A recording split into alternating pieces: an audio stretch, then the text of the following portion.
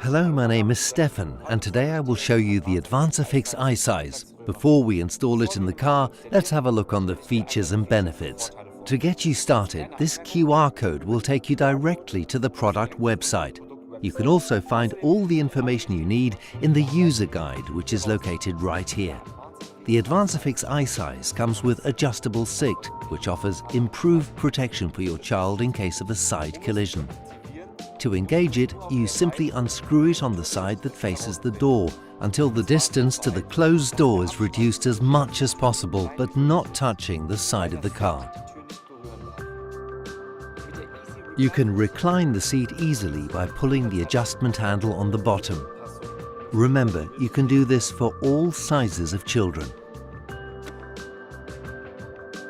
For the next step, make sure that the harness is loosened first.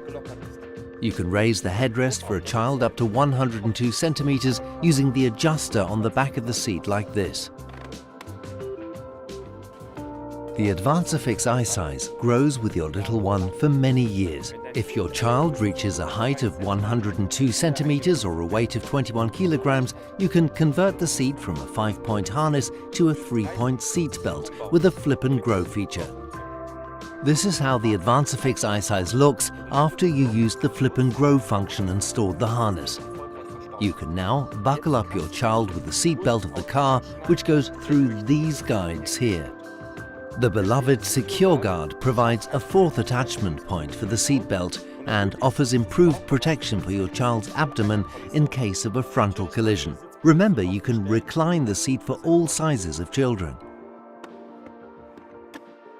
The Advansafix iSize comes with a beloved XP pad, which offers improved protection for your child's chest and neck in case of a frontal collision.